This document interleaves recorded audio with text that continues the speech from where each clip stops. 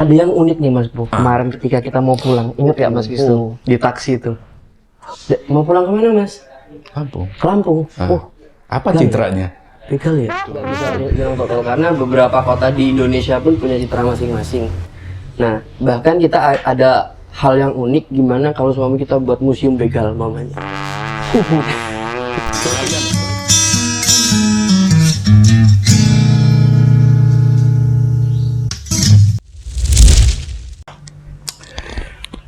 Hari ini kita kedatangan dua orang narasumber.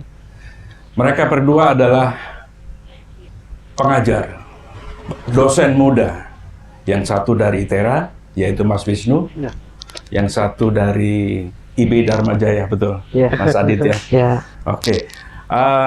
Hari ini kita mau ngobrolin tentang peristiwa kemarin tanggal 13 sampai 15 ada pertemuan ICCN apa gitu di Gedung Philately Jakarta. Nah, saya sendiri belum terlalu paham ini peristiwanya apa. Ya, jadi kita ajak ngobrol mereka. Selamat sore, Mas berdua. sore. Oke, saya minta dikenalin dulu nih Mas Adit ini baik apa posisinya di ICCN, terus kemudian gimana? Ya, kenalin aku Yan Aditya, selaku Sekda Sekretaris Daerah ICCN, yang juga akademisi di Institut Informatika dan Bisnis Dharma Jaya. Itu kurang lebihnya, Mas Mu. Ya, di ICCN jadi Sekretaris Daerah. Ya. Mas Wisnu, monggo. Oke, terima kasih Mas Puh. Kalau saya kebetulan diberikan amanah dari ICCN Pusat untuk jadi koordinator daerah ICCN Lampung. Dan hampir sama background saya sama Mas Adit, saya juga dari salah satu institusi pendidikan, Institut Teknologi Sumatera, di program studi DKV namanya. Itu. DKV berarti seputar kesenian ya? Ya, desain komunikasi visual. Desain grafis dulunya. Iya, mantap. Berarti urusan apa? Gambar menggambar. Kang gambar. Kang gambar. Profilnya pas benar. Bisa nggak ceritain ICCN itu apa sebenarnya? Dari siapa dulu? Mas Wisnu ya? Iya. Kalau ICCN sebenarnya adalah kumpulan ya, maksudnya jejaring dari berbagai komunitas, lintas komunitas tepatnya. Lintas komunitas. Dan kalau sejarahnya gitu, dari ketum kita itu Kang Vicky Satari itu memulainya dari Bandung Creative Forum yang ada di Bandung dulu tahun 2015. Kemudian bersama beberapa teman-teman dan koleganya Kang Vicky, ada orang-orang yang cukup punya nama besar di sana, ada Mas Handoko dan segala macam. Itu juga akhirnya coba membentuk dan menginisiasi ICCN, itu Indonesian Creative City Network gitu. Creative City Network.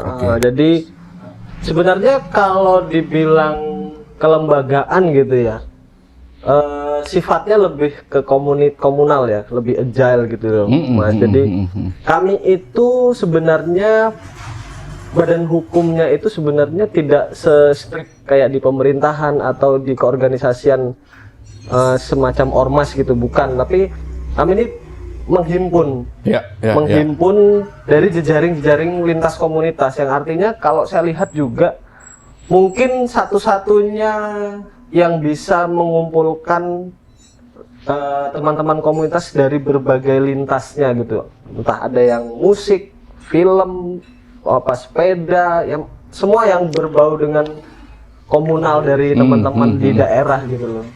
Dan kebetulan memang dari tahun 2016 itu sudah mulai berubah jadi ICCN gitu ya. Waktu itu memang baru beberapa provinsi kan yang terlibat gitu ya, karena konsep besarnya adalah awalnya itu dari ICCN Pusat itu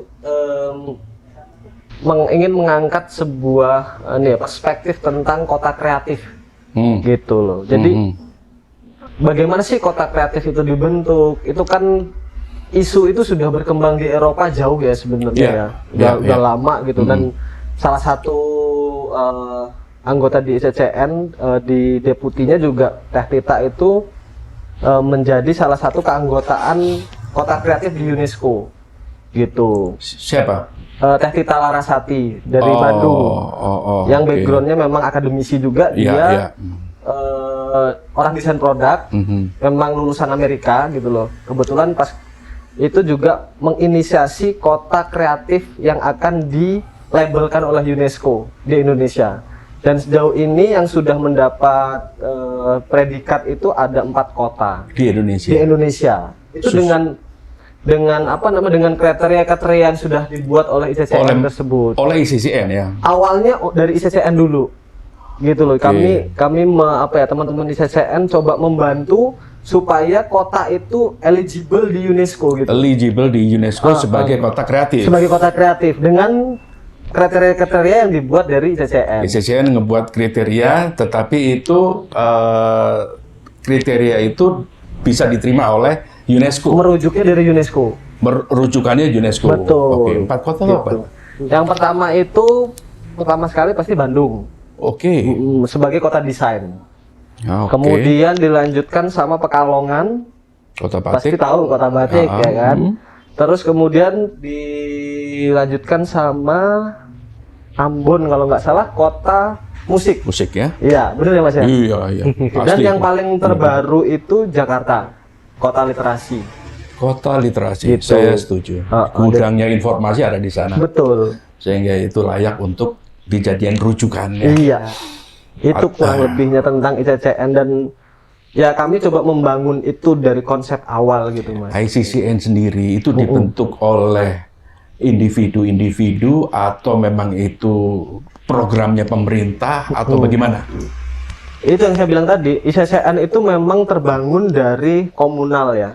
Karena Bandung Creative Forum itu sebenarnya mininya ICCN.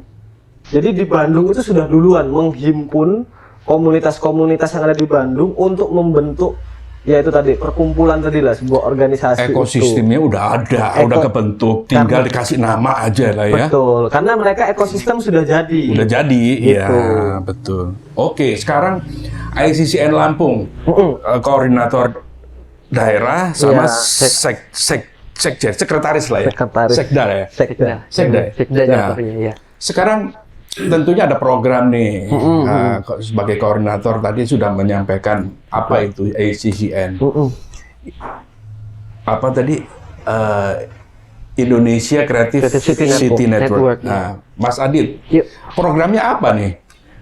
Kalau kita ngerunut dari Jakarta kemarin nih Mas Bu ya, kita kan punya 2, sebutlah let's say PR gitu ya.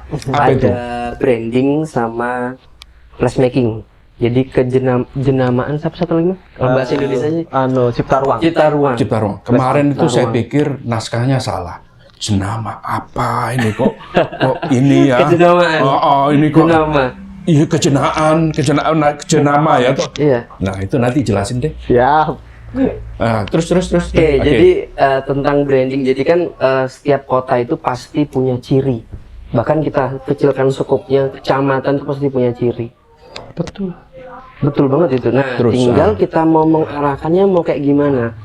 Tapi kan kita nggak bisa komando dari atas ke bawah tuh, top to bottom. Kita harus tahu dulu masyarakat ini butuhnya apa, kayak gitu kan. Terus ada penjiri-penjiri apa. Let's say Kemiling nih, Mas. Oke, let's say Kemiling. Let's say Kemiling. Kemiling ini punya situasi alam yang bagus, potensi untuk tempat tinggalnya juga bagus.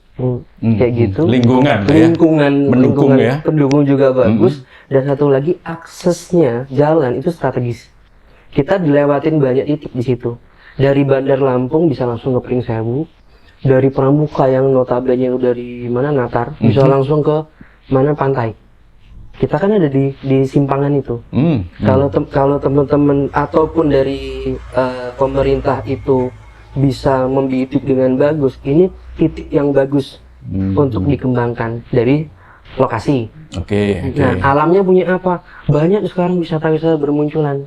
Itu kalau hanya membuat saja kayak gitu kan, tanpa ada kuncinya sustainability, buat aja, setahun 2 tahun tutup, mau ngapain? Padahal itu potensinya bagus. Jangan sampai sekedar buat tutup. Gitu setahun ya? 2 tahun. Karena aku ngamatin nih Mas Bu ya. Personally kan aku dari Jogja tuh, dari Yogyakarta. Aku ngelihat, aku baru pindah ke Lampung ini 2016. Baru katakanlah. Iya. Tapi pas jalan-jalan aku ngeliat di Kemiling ini banyak. Kayak contoh ada beberapa brand-brand makanan, resto-resto gitu kan. Itu yang buka 2 tahun agak turun pemasarannya. Kenapa? Sementara lingkungan keluarga banyak. Lingkungan tinggal kita kan banyak di Kemiling itu. Iya. Tempat lewatnya strategis juga bagus. Nah itu kenapa? Nah itu kan perlu dicari tahu tuh. Dari segi akademisi kita harus riset tuh ya. Nah itu kuncinya. Oke. Jadi itu secara poin umumnya Jadi dulu. program dari ICCN itu akan membedah itu, memetakan permasalahannya apa yang ada di. Betul. Yang tadi itu yang terkait dengan hal-hal yang sifatnya itu kreatif. Kreatif itu bisa seni, bisa usaha, bisa apa aja kan ya? Betul. Oke, berarti programnya ICCN di Lampung seperti itu ya? Iya. Saat ini seperti itu. Oke, kalau kita tadi ngomongin Kemiling ini memang apa ya? Peruntukannya memang residensial di sini itu. Jadi memang hunian. Hunian, betul. Bukan kota wilayah sektor bisnis atau apa bukan. Tetapi di sini ya dibutuhkan sentuhan bisnis itu dan itu pastilah pasti itu kan ya. Oke. Terus kemudian saat ini sudah berapa lama ICCN yang di Lampung ini berdiri, Mas Adit? Pencetusnya 2020 ya, Mas? 19 lah ya kali ya? Ya, itu sebelum COVID malah ya? Iya, waktu itu sebelum COVID. Kebetulan awalnya kan saya pertama kali ikut itu kita belum terbentuk. Cuman saya bergabung di wilayah barat Sumatera. Jadi Padang, Palembang, Korwil, regional ya, Korwil malah wilayah barat dan selatan ya berarti. Sekarang di breakdown lagi pengurusannya biar lebih fokus ya. Jadi ke provinsi masing-masing itu 2019 saya masih di Korwilnya barat, Sumatera Barat. Kemudian di 2021 akhir lah baru kita dibentuk declare untuk Korda Provinsi Lampung ya. Oke. Kejenaan Kota dan Cipta Ruang itu apa nih? Kemarin itu yang di materi diskusi atau apa Lokakarya kemarin itu loh. Aku dulu Mas ya. Monggo. Jadi gini sebenarnya kalau kita sebelum masuk ke Lokakarya yang acara Jakarta kemarin ya, mungkin ngulas sedikit lagi karena basisnya ICCN gitu ya, ICCN di Lampung. Itu kan harus membentuk jejaring gitu ya. Dari setiap kota itu kita harus punya beberapa jejaring komunitas yang terhimpun. Jadi sekarang baru ada 3 kota, kabupaten kota. Ada Metro, Bandar Lampung, sama Tanggamus dan nanti Tulang Bawang yang akan Tulang Bawang Barat akan coba di kita reinisiasi. Ya diinisiasi lah gitu loh. Tapi harus memang ada bagaimana membentuknya itu harus punya jejaring komunitas dulu. Jadi terdiri dari beberapa komunitas yang membentuk satu jejaring baru mereka bisa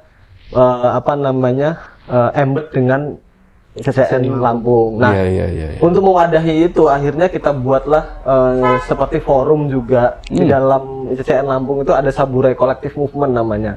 Inilah yang menginisiatori pergerakan teman-teman dari Saburai Collective Movement. Saburai Collective Movement. Beda lagi dengan ICCN, tapi ini adalah motor kayaknya. Motornya. Iya kan? Betul. Penggeraknya untuk menginisiasi jejaring lintas komunitas. Kenapa nggak ICCN aja? Ya karena gini Mas, kalau kita itu kan di bawah naungan Korda gitu ya. Secara garis besar kita strukturnya di pusat, gitu loh.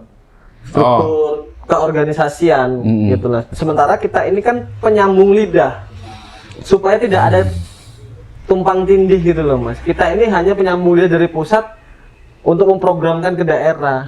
Kalau kita yang ngambil sendiri kan kayak kocak bekam, Mas. Gitu ya. Kita yang ngambil, kita yang kerjain, kita yang Gitu nikmati gitu. Oh, Gitu. jadi kita perlu apa ya, motor tadi itu partner lah ya. Iya, partner betul. organisasi yang lebih ramping, Iya.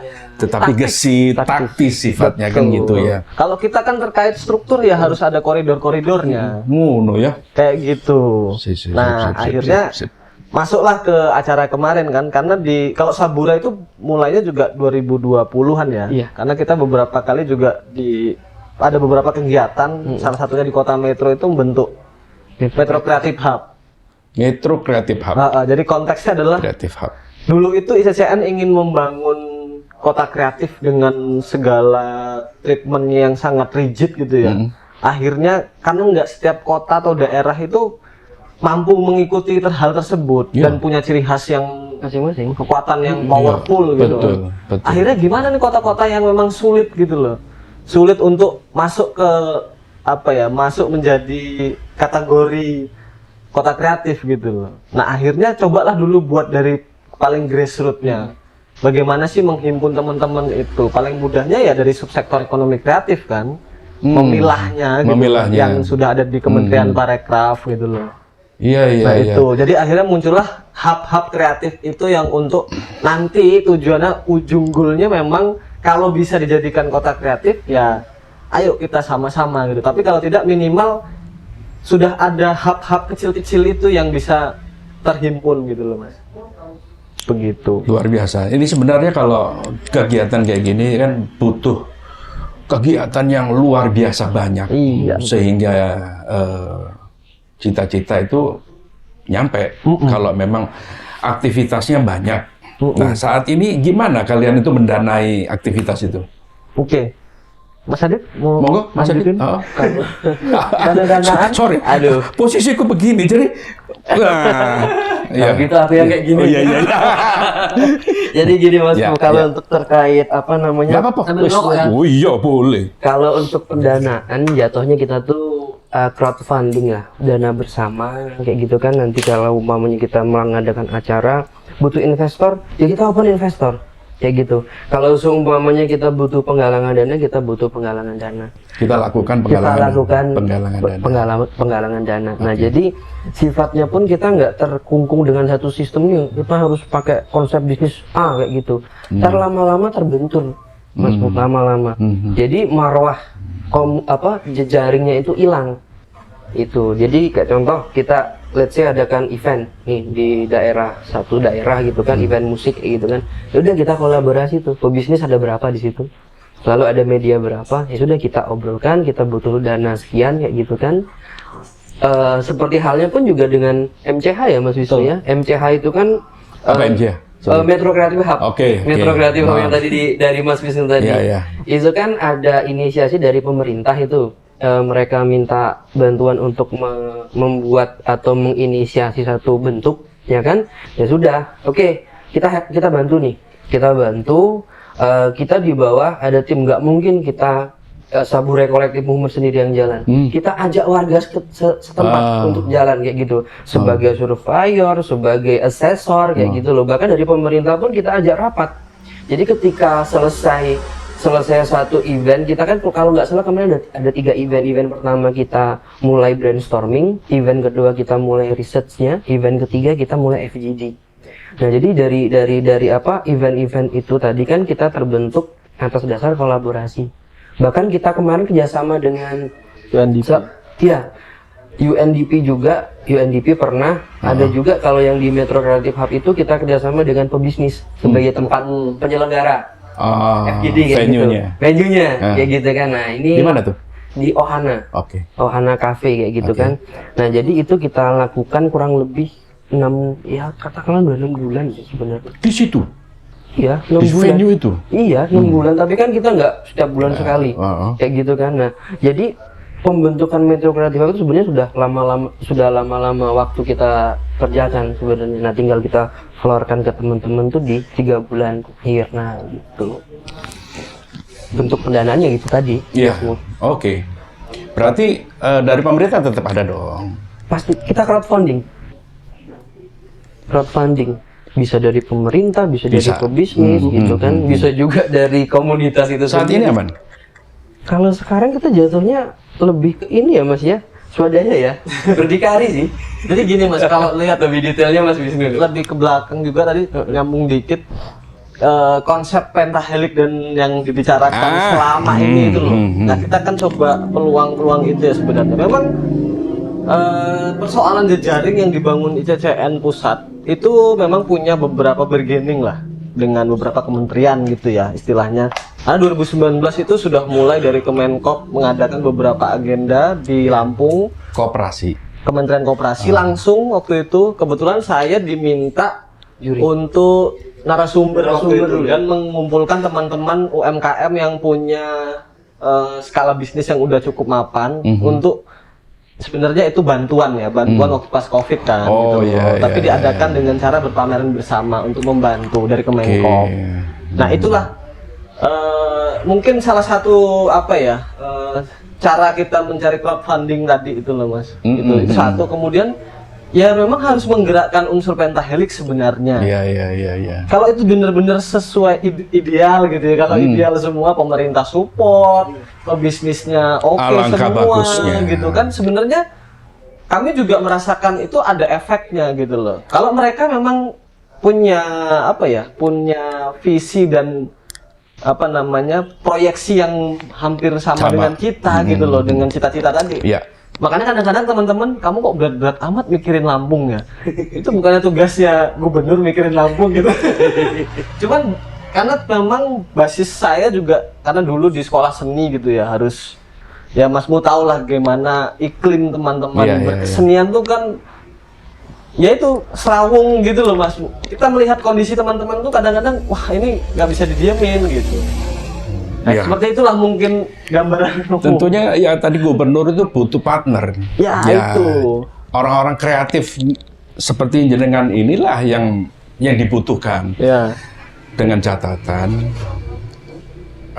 pemerintah itu sendiri tahu kapasitas. Oh ini pas nih untuk jadi partner, jadi mitranya pemerintah atau apa segala macam. Mudah-mudahan itu bisa diterjemahin oleh mereka sendiri deh. Harapan saya sih begitu kan. Oke. Terus saat ini programnya apa yang sudah mulai berjalan ya dalam waktu dekat ini deh? Ya. Kalau program tadi sudah disebutkan ya Mas Adit ya. Jadi memang kita kalau dari ICCN Porda Lampung sendiri itu punya program. Intinya programnya itu sebenarnya tentang mendekatkan diri bagaimana teman-teman komunitas itu punya bargaining, positioning gitulah di mata positioning di mata stakeholder tadi ya, para stakeholder tadi itu ya. Itu yang sebenarnya pengen dituju dengan program macam-macam. Makanya kita mendekatkan diri ke agregator atau pebisnis kayak teman-teman di Guna, Mas Andi gitu loh. Untuk membuka itu sebenarnya. Nah, kalau rincian program kegiatan sebenarnya kita ini aspirator yang bisa agile gitu loh, Mas. Kita nggak mau dibilang menunggangi kerjaan orang lain, tapi kita harus support gitu loh. Dan potensi apa yang bisa dikembangkan di setiap program-program yang ada di komunitas itu yang kita bilang kolaborasi tadi itu ya. Ya, semuanya gerakan kita adalah gerakan kolaboratif kan, gitu. Oke. Buat ya Mas? Berat? Enggak juga. Iya. Juga, oke. Tapi asik loh. Sebenarnya kalau memang ini kan potensi ini, saya tadi sempat dengar selentingan dari Mas Andi yang IT ya. Nah, itu punya cita-cita rebranding. Rebranding city atau apa tadi itu? City branding.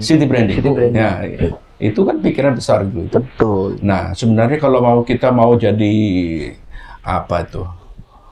kota kreatif ya. Branding kota kreatif. Apakah harus kota kreatif? Kalau lihat karakter ini memenuhi syarat nggak nih? Iya. Ke Lampung nih, bener Lampung deh. Ya, secara dari akademisi harusnya kita survei terlebih dahulu sih tahapannya. Nah, kita nggak bisa langsung Kita ceplak. nggak bisa Oke. expert judgment itu kan nggak berbanding lurus dengan masyarakat kadang-kadang itu beratnya. Masyarakat bilang A kayak gitu. Ada yang unik nih Mas Bu. Kemarin ketika kita mau pulang, ingat ya Mas Wisnu di taksi itu. Mau pulang kemana Mas? Lampung. Ke Lampung. Apa citranya? Begal ya? Artinya begal. Itu namanya top of mind. Ya. Ya kan? Iya. Pikiran terdepan mereka itu adalah begal.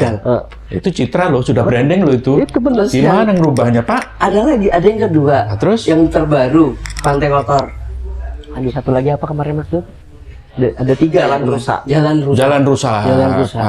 Nah itu kemarin dengan apa namanya? Dengan usaha kami coba presentasikan itu. Kami buat plot twist di situ kan kita pengen membuat Kemiling Valley. Kemiling value. Valley. Jadi tebing Kemiling. Silicon Valley. Iya. Maksudnya, saya langsung ke sana nih. Bener nggak? Mimpinya seperti itu. Iya. Mimpinya seperti itu. Nah, jadi kan branding atau beberapa citra yang ada di masyarakat tentang Lampung itu kan kita coba hilangkan perlahan. Nggak bisa hilang total. Nggak bisa, betul. Nggak bisa hilang total karena beberapa kota di Indonesia pun punya citra masing-masing. Nah, bahkan kita ada hal yang unik gimana kalau suami kita buat museum begal mamanya. Sekalian ya? Berpikir ekstrimnya. Berpikir ekstrimnya contohnya. Itu sekalian ya? Sekalian. Iya. Jadi bagaimana mengantisipasi contohnya itu kan kayaknya apa ya belum ada mungkin. Museum begal. Iya, benda-benda alat begal, motor yang digunakan orang begal itu Kriteria contohnya yang mau dibegal. Alat-alat begal, korban, foto-foto. Tapi bisa. ya ini kayak gitu di luar terjadi. Iya, banyak gitu loh. iya. Kalau di sini mungkin ini malah ngubar aib kan Iya, begitu iya, kan. betul. Kalau di sini Tapi kita plot twist kan seperti itu loh. Kita plot twist kan. Jadi hal seperti itu kita hilangkan dengan cara ditumbur sekalian. Makanya kan kita juga perlu ngobrol dengan masyarakat. Nekat loh kalian. Apa asik setuju saya itu. gini Mas, kalau Museum begal. kebetulan karena background saya di DKV, salah satunya kan memang branding itu yang saya pelajari gitu loh, dan saya mempelajari dan mengajari branding gitu. Saya beberapa kali diminta menjadi apa ya, konsultan untuk branding gitu kan, pesisir barat kemarin juga. Persoalannya adalah bagaimana menemukan citra gitu loh di setiap potensi itu gitu loh. Dan itu kadang-kadang tadi kalau di meja akademis gitu loh, kadang nggak berbanding lurus benar kata Mas Adit Di lapangan. di lapangan itu. Nah, branding itu kan mempersuasif sebenarnya, mempersuasif orang di Jogja tahu istimewa, dari tukang becak sampai ke Sultan tahu semua istimewa. Lah di sini Lampung Treasure of Sumatera siapa yang tahu? Itu pertanyaan pertama gitu. Harta karunnya Sumatera ya? Bagian mana? Kan itu pertanyaannya. Itu kan jadi seolah-olah branding itu hanya sekedar tagline, slogan yang tidak dimaknai. Nggak ada makna, wujudnya nggak ada. Iya. Apalagi diimplementasikan, lebih rumit lagi itu. Saya belajar dan bekerja di branding itu paling minimal setahun. Itu aja baru proses tahap pertama. Untuk implementasi butuh waktu lagi. Sebentar, Treasure of Sumatera, Lampung ini, aku setuju loh. Dari segi pariwisata ya, dari alam. Dari alam saya setuju. Nah, ya itu, dikuatin branding. Nah itu, potensi-potensi itu memang bisa menguatkan, asal menarasikan, membuat storytellingnya. Itu tepat nggak ke masyarakat kita gitu. Jangan pariwisata punya SDA yang bagus-bagus, tapi infrastrukturnya siap nggak? Pengelolaannya gimana? Kamu datang hotel terdekat ada Nggak siap. Sebenarnya dari masyarakat Iya. yang perlu diedukasi. Bukan mereka nggak ini ya, bukan nggak bisa. Mereka perlu dibimbing lah. Betul. Dibimbing lah. Saya kemarin terakhir ke pantai M Beach gitu. Kalianda. Infrastruktur lumayan, cukup lah. Teman, edukasi persoalan buang sampah itu saya heran. Di pantai itu bertebaran sampah di mana-mana, dan itu membuat Akhirnya kita nggak nyaman gitu loh Mas, karena masih terbiasa buang sampah. Tempat sampah ada bagus-bagus, dipilah, ada yang organik, anorganik, iya, udah ada. Persoalan tadi kultur kita yang ternyata memang merubah kultur tuh nggak gampang. Geser ya, kultur, berubah kultur itu sulit. Persoalan bersama ya jadinya gitu. Karena gini, laut atau pantai di kita punya ini di Sumatera ini, itu adalah bagian belakang. Iya. Itu adalah, kalau belakang apa? Tempat buang Tempat kotoran. Betul. Kan itu. Iya. Jadi bukan menjadi sebuah muka, bukan. Iya, bukan wajah. Bukan wajah, tetapi itu adalah bagian belakang. Iya. Merubah itu yang sulit kan. Jangankan laut, kali aja lah. Iya. Kalau kali itu pasti belakang rumah. Jamban. Jamban. Ya gitu. Itu kali tuh. Apalagi laut, udah selesai. Iya. Padahal makanya di Lokakarya yang di Jakarta ini masuk ke situ gitu loh. Kenapa jenama namanya? Sebenarnya itu bahasa lokal kita ya. Kalau kita bawa branding kan mazhabnya barat lah. Ya kita di barat juga. Pemilik itu daerah barat. jenama itu bahasa Lampung. Bukan bahasa Indonesia. Penjenamaan. Apa sih artinya? Merek. Citra. Brand. Oh. Jenama itu brand. Jenama itu brand. Branding, brand. Iya. Citra. Wajah. Kayak gitu. Jadi kalau kita bawa idiom barat ya kita bisa aja pakai hal-hal seperti itu. Teman, karena memang mau ya mulainya dari lokalitas sih memang. Karena potensinya di situ gitu loh Mas gitu. Akhirnya di Lokakarya kemarin juga karya Mas Adit bilang sampai ada wacana museum begal segala macem gitu loh. Ya kenapa sih? Saya selalu bilang ke teman-teman di Lampung ya bicara tentang brand gitu. Nggak usah jauh-jauh gitu loh. Coba di sekelilingmu, tetanggamu itu apa sih citranya gitu. Coba amatin dulu deh. Itu paling terdekat gitu loh. Pernah ada nggak branding RT gitu loh? Belum pernah. Kecamatan, distrik, belum pernah. Bicaranya selalu branding kota. Besar. Aku rasa mereka itu berpikir untuk branding begitu itu nggak tahu. Yang pasti itu mereka itu nggak sadar bahwa yang mereka lakukan itu adalah tercitra sudah, terbranding. Apa yang mereka ingin. Hanya mereka butuh diarahkan. Gimana kalau gini? Kayaknya cocok deh. Iya. Begitu loh. Betul. Branding ini kayak cocok deh dengan wilayah kita, dengan lingkungan kita kayak gitu deh. Kayaknya itu. Nah, perlu kan didalamin dulu. Tugasnya ICCN kan itu ya? Iya. Itu tugas kita mengkonfirmasi. Jadi kita mengkonfirmasi antara masyarakat maunya apa. Terus dari banyak unsur sih sebenarnya Mas. Kayak dari pemerintah ini dia punya program A sampai Z. Masyarakatnya sama nggak? Sesuai nggak nih? Gitu. Oke. Berarti kita nggak perlu terlalu jauh-jauh kemana ya. Dari lingkungan terdekat itu dibutuhkan sebuah pencitra yang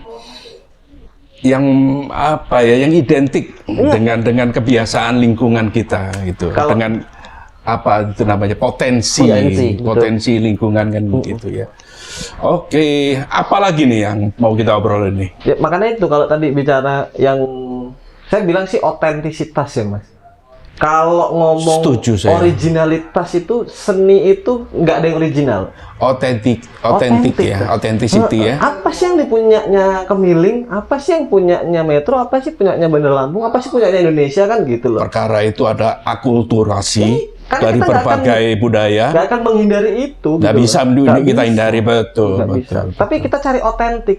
Ya dia sama mirip ada akulturasi, tapi masa sih kita nggak punya yang aslinya gitu loh, sumbernya gitu. Tanahnya dari tanah kita. Masa dia tinggal di mana, maaf? Kemiling.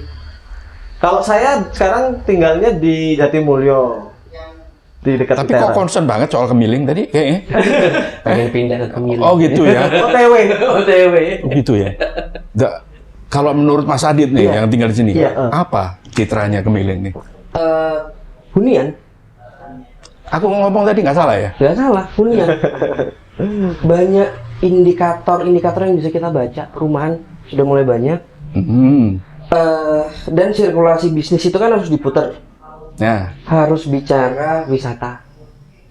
Alam banyak di situ, tapi mungkin kita harus jaga kealamiannya. Karena banyak orang, mungkin ya aku agak kaji sedikit akademis. Jadi dalam kepariwisataan itu kan ada yang namanya natural endorsement, yang benar-benar dia nggak tersentuh manusia. Ada yang memang dia paketan dari alamnya, air terjun, atau ada wisata yang memang dia dibuat. Nah, kita itu terkadang, wah bagus tuh gunung, kita buat ini aja ya. Nah, tapi kita lupa analisis dampak lingkungannya. Bahasanya amdalnya gimana sih, kayak gitu.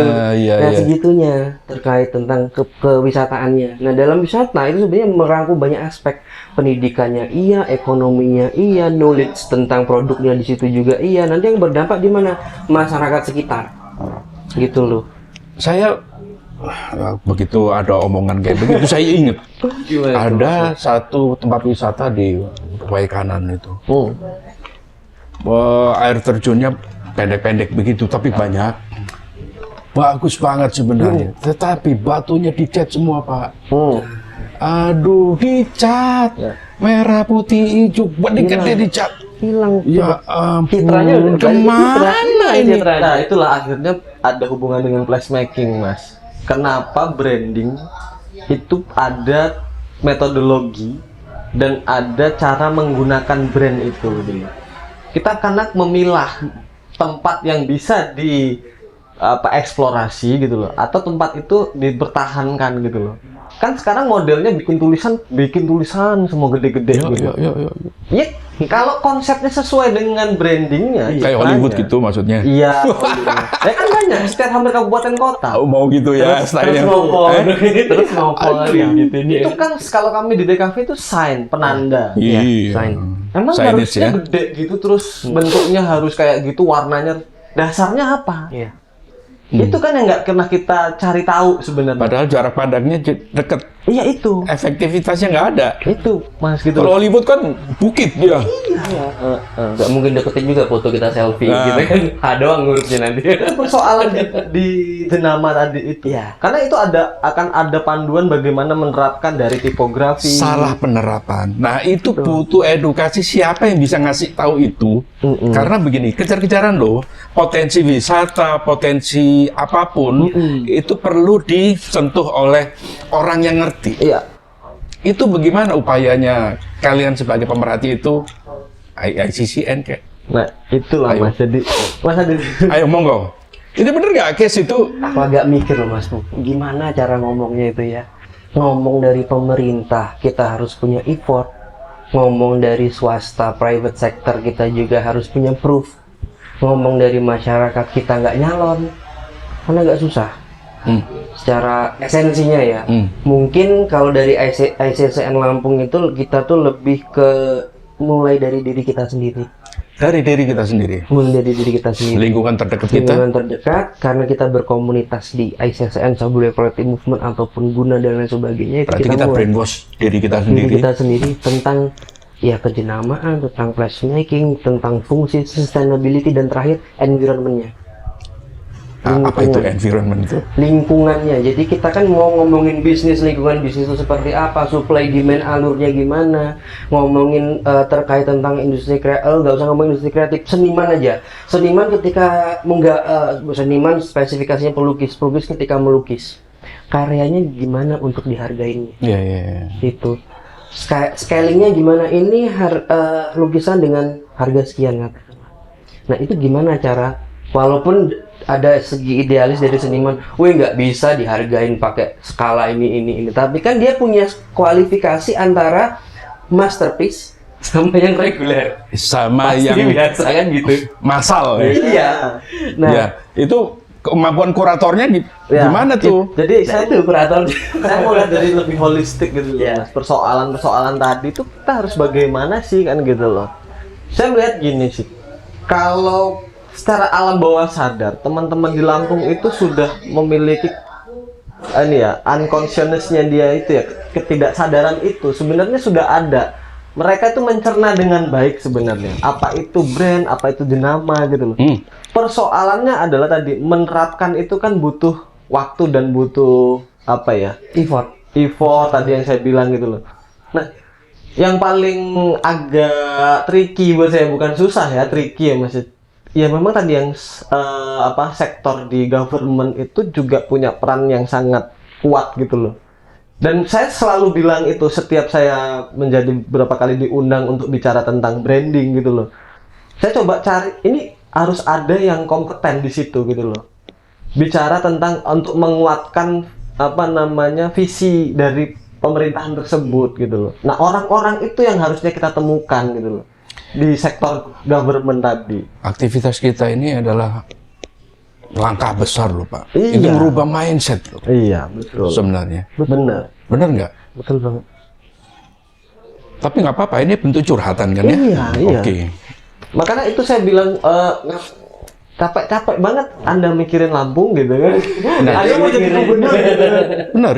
Oke, saat ini dalam waktu dekat ini Anda ini membutuhkan apa? Oke. Siapa yang ingin Anda guide? Iya. Terus actionnya seperti apa? Mas, Oh, monggo. Oke.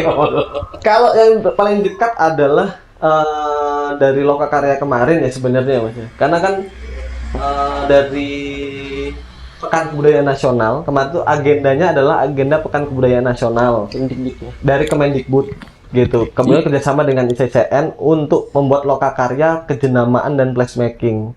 Nah, kita memang di masing-masing daerah nanti harusnya punya implementasi dari placemaking dan branding. Ya. Gitu Mas. Jadi akhirnya kemarin kita sempat ya semacam FGD tapi urakan lah gitu lah. Kita nggak terlalu serius-serius amat gitu kan. Tapi memang kondusif gitu loh.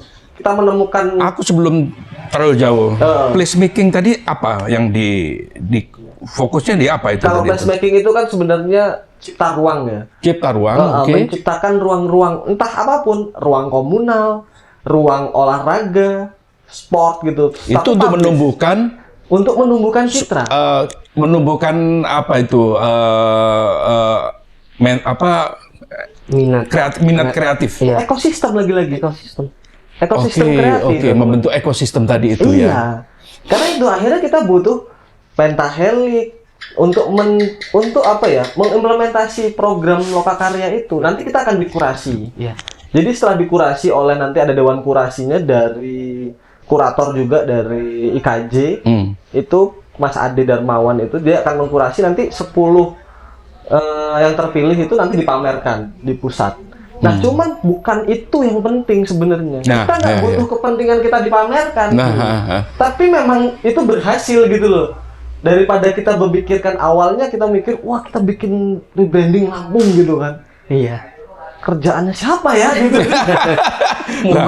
Itu Kerjaan siapa gitu. Itu nggak ringan Pak. Itu berat amat pikiran kalian tuh loh. Makanya saya bilang, akhirnya kenapa sih nggak dari yang terkecil aja gitu loh? Kita coba petakan aja. Ada Mas Adit yang dengan kekuatan risetnya nanti gitu loh. Apakah Kemiling punya potensi? Apakah Kemiling jadi Kemiling Valley kah? Apa keliling Kemiling? Apa Kemiling punya apa? Kemiling banget. Nah itu kan, itu hal-hal itu gitu loh. Nah itu juga yang mau dibahas besok itu Mas. Jadi memang keinginan kita itu kita coba membuat yang sederhana dan paling dekat dengan teman-teman sendiri gitu loh. Oke. Tapi itu hidup. Ya konsep realistis sih sebenarnya. Yang realistis ya. Realistis kita nggak, mimpi boleh. Tapi bagaimana injek bumi lah. Nanti terbang kita nggak balik-balik kan itu dia.